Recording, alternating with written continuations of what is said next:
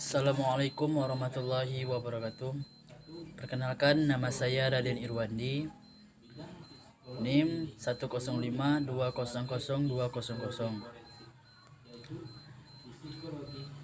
Tempat tinggal saya di Kota Jambi. Kelas 3G Ilmu Pemerintahan. Di sini saya akan jawab pertanyaan nomor 1. Motivasi saya memilih prodi ilmu pemerintahan itu untuk memiliki wawasan lebih luas dan lebih mengetahui apa itu ilmu politik. Dan tujuan saya masuki ilmu pemerintahan ingin terjun ke lebih mendalami apa itu ilmu pemerintahan. Nomor 2, ilmu hukum merupakan salah satu komponen utama dalam tradisi hukum berdata. Ilmu hukum pada dasarnya adalah cipta para sarjana hukum Jerman pada pertengahan dan akhir abad ke-19 dan berkembang secara alami dari ide-ide Friedrich Karl von Savigny. Seperti contohnya sosiologi. Hukum sosiologi sering digambarkan sebagai subdisiplin sosiologi atau pendekatan interdisipliner dalam studi hukum. Beberapa ahli melihat sosiologi hukum sebagai turunan bidang sosiologi. Namun ada juga yang menganggap ilmu ini sebagai bidang penelitian yang terperangkap di antara disiplin hukum dan sosiologi. Selanjutnya, antropologi hukum. Antropologi hukum adalah kajian antropologis terhadap makna sosial dari dan pentingnya hukum dengan menelaah bagaimana hukum dibuat, termasuk bagaimana konteks sosial pembuatan hukum tersebut, bagaimana hukum mempertahankan dan mengubah institusi sosial lainnya, dan bagaimana hukum membangun perilaku sosial. Yang terakhir, antar hukum yang seperti norma dan sanksi yang dibuat dengan tujuan untuk mengatur tingkah laku manusia, menjaga ketertiban, keadilan, mencegah terjadinya kekacauan. Hukum memiliki tugas untuk menjamin bahwa adanya kepastian hukum dalam masyarakat. Yang ketiga,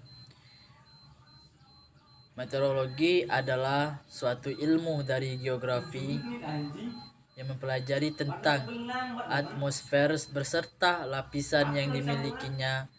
Begitu juga dengan beberapa macam beserta karakteristik yang dimilikinya, seperti suhu udara, temperatur, tekanan, serta dunia tentang keseluruhan dari langit ataupun awan.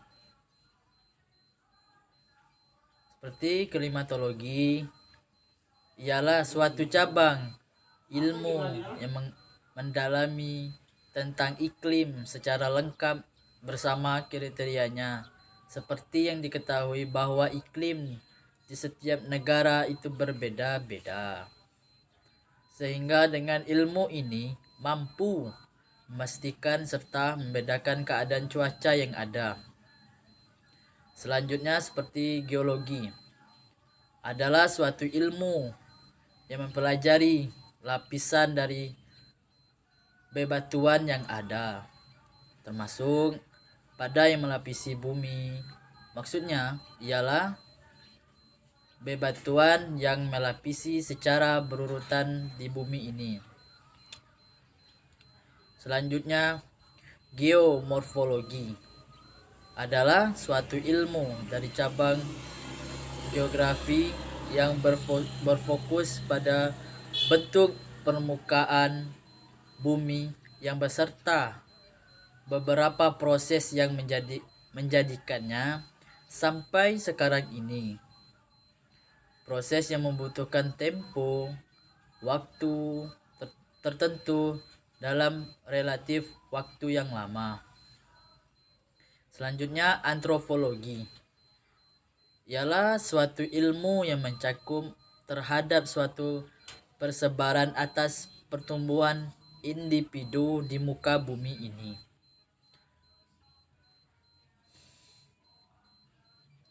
Dan contohnya seperti dalam melakukan penelitian sejarah.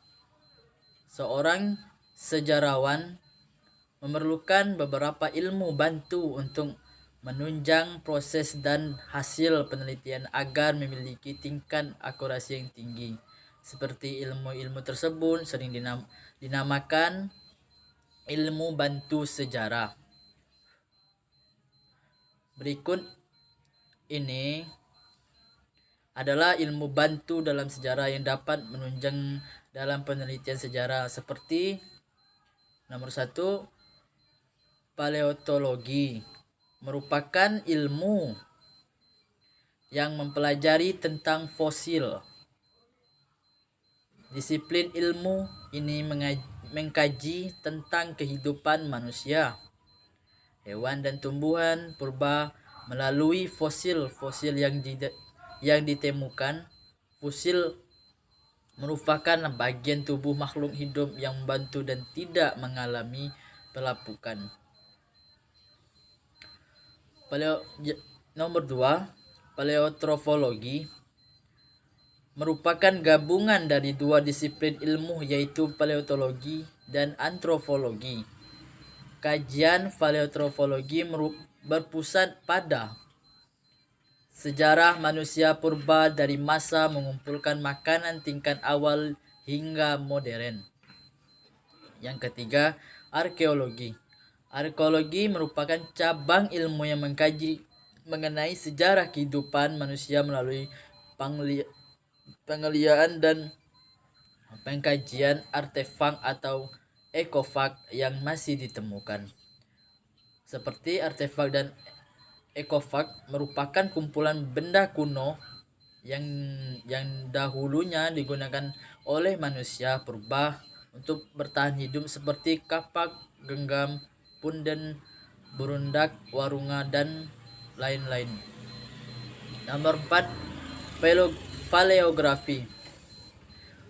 Paleografi merupakan ilmu bantu yang digunakan untuk mengkaji manuskrip atau tulisan-tulisan kuno sebagai satu sumber sejarah primer.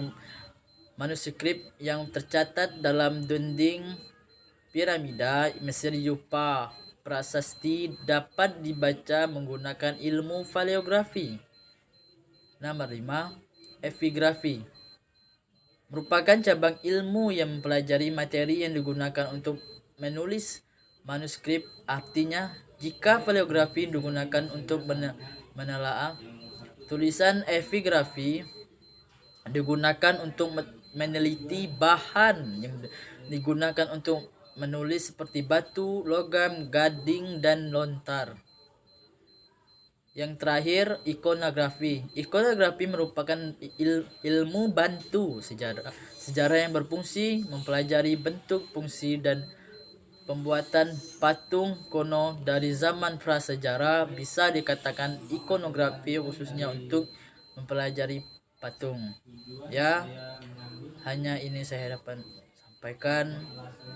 Mohon maaf apabila salah-salah kata atau penyampaian saya.